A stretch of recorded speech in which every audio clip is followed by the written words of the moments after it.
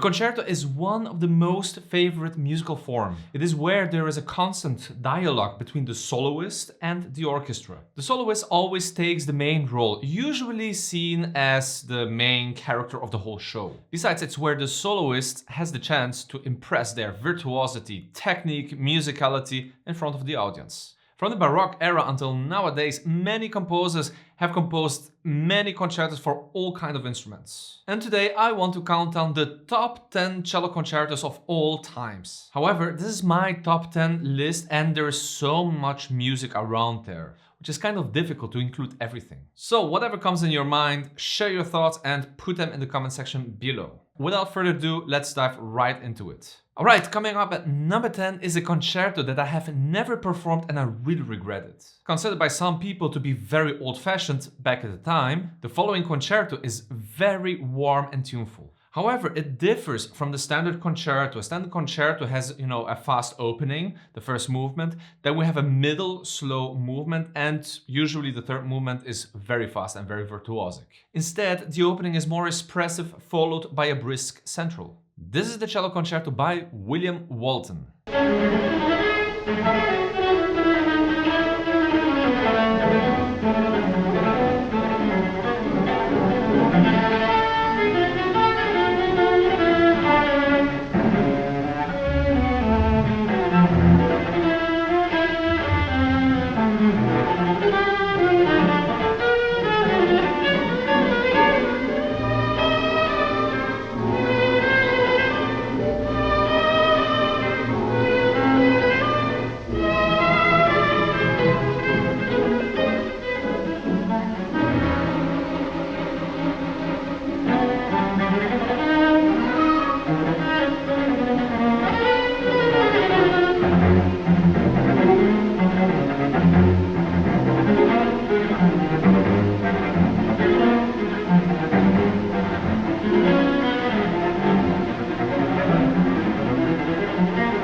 If you're new around here and you like this top 10 series and other music related content, then consider to subscribe. Right, next we have another British composer, but this time the concerto was composed in the aftermath of the First World War in 1918-1919. This concerto is marked by a sense of introspection, melancholic and reflection. When it was premiered for the first time, apparently it was a disaster, but with the years coming along, it became one of the most important cello concertos of all times.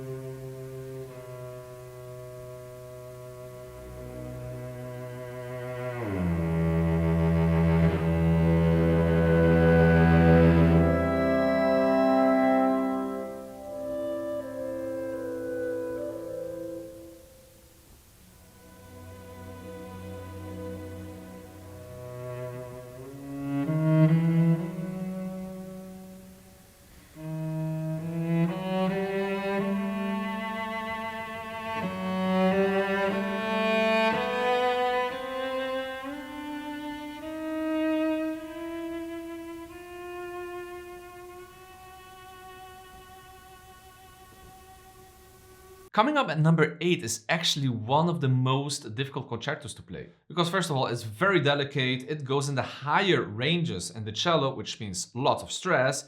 It's very virtuosic, and in the meantime you have to be very lyrical. Here comes Joseph Haydn Cello Concerto number 2 in D major.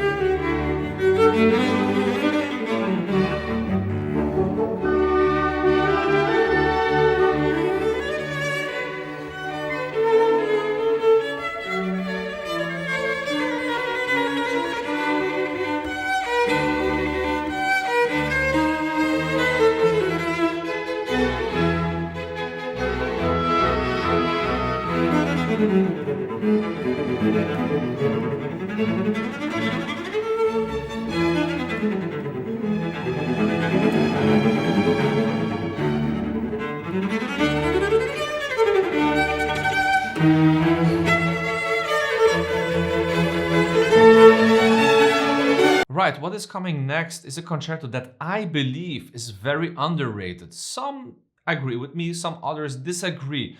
Why do I think it's very underrated?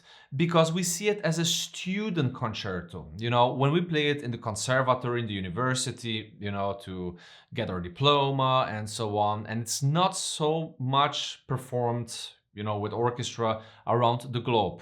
And what makes it extremely cool about this concerto, that it has a lot of Spanish influence in it.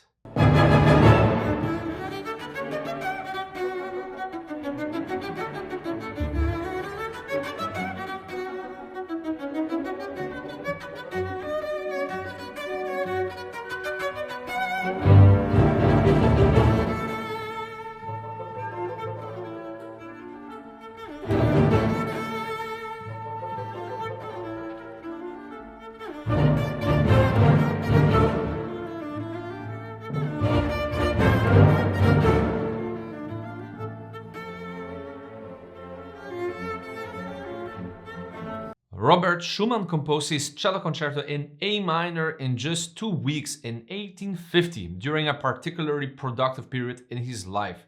The concerto is notable for its intimate and lyrical quality, with a seamless flow between movements and a strong emphasis on dialogue between the soloist and orchestra. Now, this concerto, for me, it's the hardest concerto to play, because normally in concerto you have 3 movements, you know, after each movement you have a break. But in the Schumann, there is no break at all. So it's like the whole thing goes through, like the 3 movements at once. So you have no time to rest, and it's very, very, very delicate. Here we go, Schumann Concerto.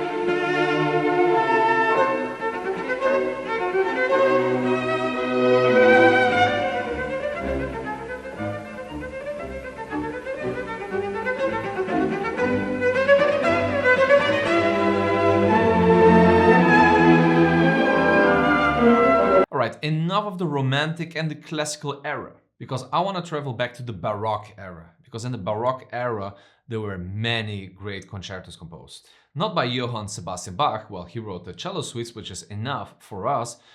Vivaldi wrote almost 30 concertos only for the cello. But we're not going to choose a concerto which is solely for cello and orchestra, but the concerto in G minor for 2 cellos.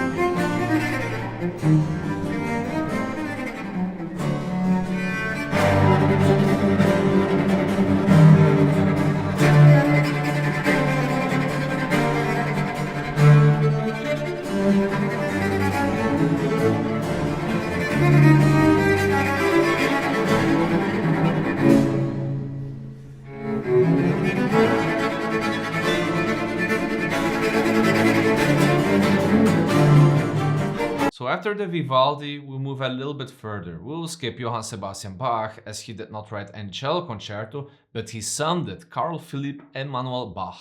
And in fact, Carl Philipp Emanuel Bach, he wrote 3 amazing, brilliant concertos that are loved by many cellists. The one that I particularly love is his cello concerto number 3 in A major.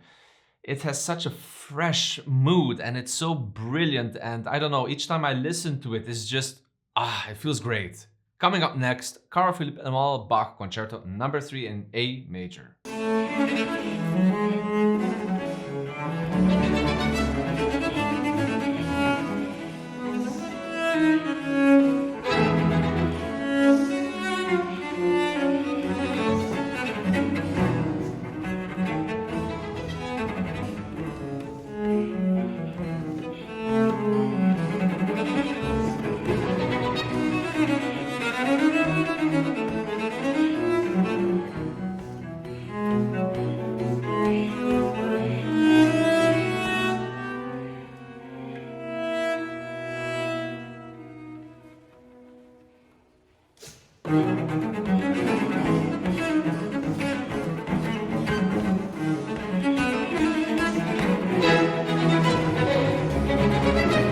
Now we are getting into the top 3 concertos. Dmitri Shostakovich composed his Cello Concerto No. 1 in E-flat major in 1959 for the renowned cellist Mstislav Rostropovich, who premiered the work.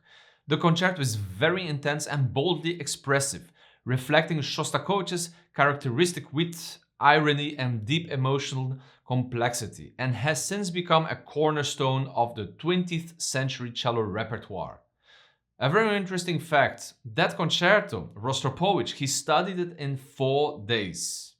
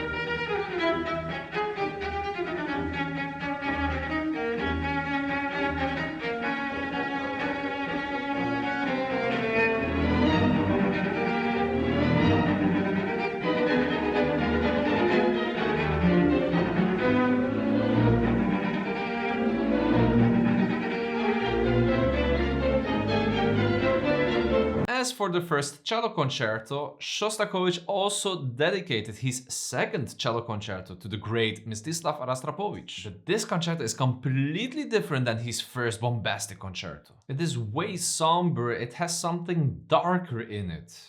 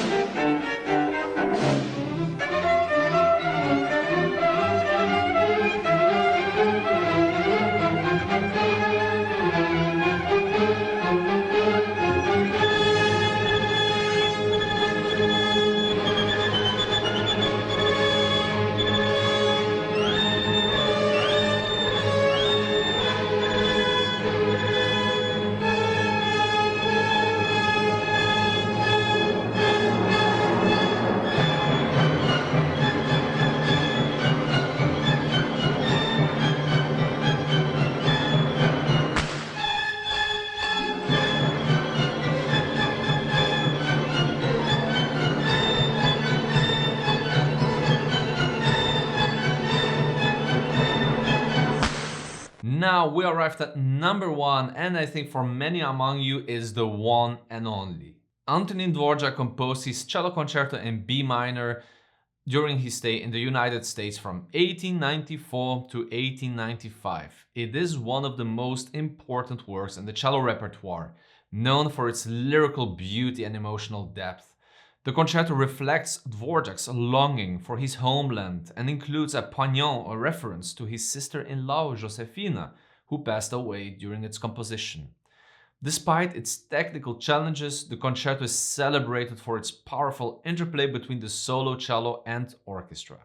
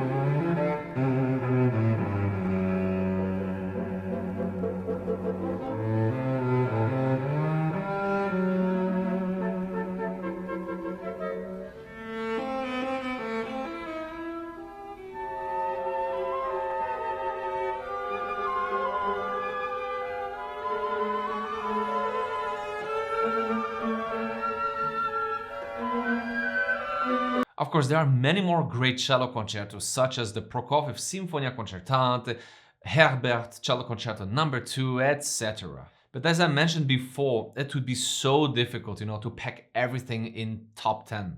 Anyway, this countdown means something for me. But what would be your top 10? I'm really curious about it. Put your list in the comment section below. I love to create these top 5, top 10, top 20, whatever. So I created some of them already. Some of them you can find over here. And with that, I want to thank you so much for watching. If you enjoyed this video, please give it a thumbs up. It means a lot for me. Subscribe if you are not subscribed yet. And, well, I'll catch you in the next one.